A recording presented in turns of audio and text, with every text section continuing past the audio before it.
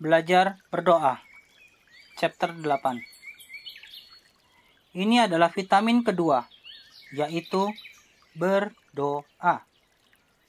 Jika kita sulit untuk berdoa, jika kita perlu Yesus untuk mengajarkan cara berdoa, perlu punya banyak teman yang punya masalah yang sama dengan kita. Apa yang kita ucapkan? Mari kita lihat Lukas pasal 11 ayat 1 sampai dengan 4. Pada suatu kali Yesus sedang berdoa di salah satu tempat. Ketika ia berhenti berdoa, berkatalah seorang dari murid-muridnya kepadanya, "Tuhan, ajarlah kami berdoa sama seperti yang diajarkan Yohanes kepada murid-muridnya." Jawab Yesus kepada mereka, "Apabila kamu berdoa, katakanlah, Bapa, dikuduskanlah namamu, datanglah kerajaanmu, berikanlah kami setiap hari makanan kami yang secukupnya, dan ampunilah kami akan dosa kami, sebab kami pun mengampuni setiap orang yang bersalah kepada kami. Dan janganlah membawa kami ke dalam pencobaan." Pertanyaan sebagai refleksi. Pertanyaan refleksi. Kepentingan siapa yang menjadi pusat perhatian dari setengah bagian pertama dari doa tersebut? Lihat ayat 2. Lalu, kepentingan siapa yang menjadi pusat perhatian dari setengah bagian kedua? Tinjauan ayat 3 sampai dengan 4. Berikutnya, bagaimana urutan ini menentukan apa yang kita rasakan, serta cara pandang kita pada masalah pribadi kita sementara kita berdoa? Mengingat bahwa Yesus tidak hanya berdoa dengan kata-kata ini ketika ia berdoa seorang diri. Misalnya bisa kita lihat pada Lukas pasal 10 ayat 21. Mengingat bahwa ia terbiasa berdoa lama. Tinjauan Markus 1 ayat 35.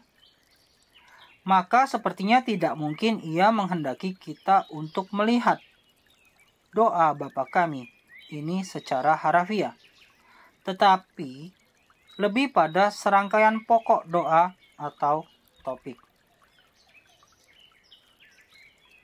Doa. Minggu-minggu ini mengapa tidak menyusun doa Anda seputar kalimat di ayat 2 sampai dengan 4? 1 kalimat untuk setiap hari. Dengan tema, nikmatilah setiap kebenaran yang terkandung di dalamnya. Poin berikutnya, berdoa dengan permohonan yang cenderung kita sudah terlatih. Poin berikutnya, mintalah agar Anda dapat melihat jawaban yang nyata atas doa Anda. Mengapa tidak segera memulainya dari sekarang? Apa yang sangat kita butuhkan? Mari kita lihat Lukas pasal 11 ayat 5 sampai dengan 13.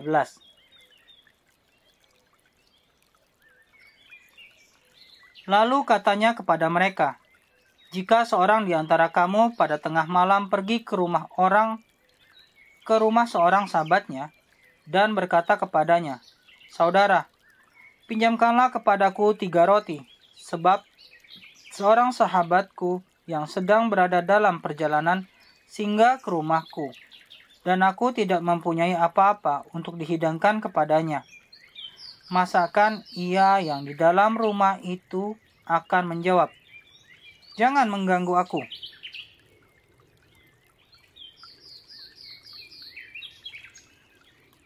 Masakan ia yang di dalam rumah itu akan menjawab, 'Jangan mengganggu aku. Pintu sudah tertutup dan aku serta anak-anak sudah tidur. Aku tidak dapat bangun dan memberikannya kepada saudara.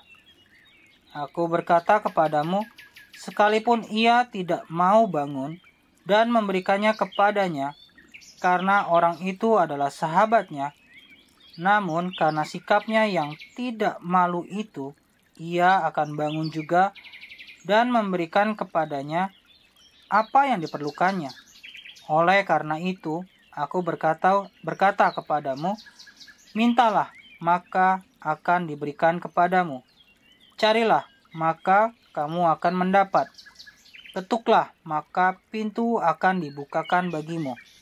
Karena setiap orang yang meminta, menerima, dan setiap orang yang mencari, mendapat. Dan setiap orang yang mengetok, baginya pintu dibukakan. Bapa manakah di antara kamu, jika anaknya minta ikan daripadanya, akan memberikan ular kepada anaknya itu ganti ikan? Atau, jika ia minta telur, akan memberikan kepadanya kalajengking? Jadi, jika kamu yang jahat tahu memberi pemberian yang baik kepada anak-anakmu, apalagi Bapamu yang di surga, ia akan memberikan Roh Kudus kepada mereka yang meminta kepadanya. Beberapa pertanyaan untuk refleksi. Apa yang diinginkan orang dalam perumpamaan yang Yesus kisahkan itu, dan mengapa? Lihat ayat 5 sampai dengan 6. Lalu, mengapa ia menerimanya?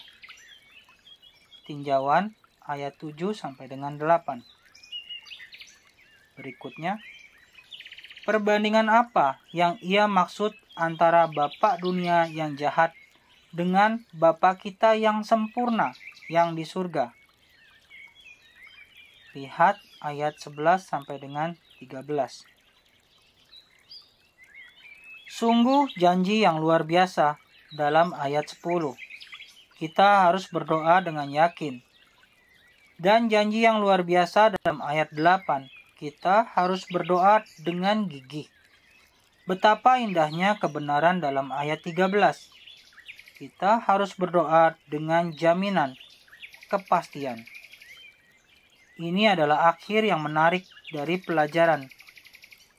Bapamu yang di surga akan memberikan Roh Kudus kepada mereka yang meminta kepadanya.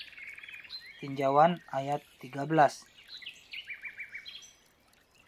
Perhatikan bahwa dalam doa kita perlu belajar apa yang harus kita minta. Namun, kita perlu juga belajar bahwa Allah berkehendak dan mampu menjawabnya. Dalam perumpamaan itu, pemohon mengajukan permintaan yang baik untuk alasan yang baik. Kita harus belajar memohon dengan penuh percaya diri dan terus-menerus untuk kebutuhan kita yang paling utama dan yang terutama. Yang paling kita butuhkan adalah Roh. Ini adalah keajaiban doa ketika sesuai dengan prioritas Tuhan. Tuhan menjawab dengan memberi kita pengalaman baru, yaitu kedamaian, kebijaksanaan, dan keberanian, serta kasih dalam Roh-Nya. Doa menguatkan kita ketika kita memusatkan kembali diri kita pada prioritas Tuhan saat kita meminta karya Roh-Nya dalam hidup kita. Inspirasi doa. Identifikasi beberapa kekhawatiran atau masalah dalam hidup kita. Daripada meminta Tuhan untuk menyingkirkannya, cari tahu apa saja karya Roh yang perlu kita jalani melalui masalah tersebut. Lalu, mintalah Bapa di surga untuk memberi kita Roh Kudus-Nya ataupun tuntunannya. Sekian chapter ini. Tuhan Yesus memberkati.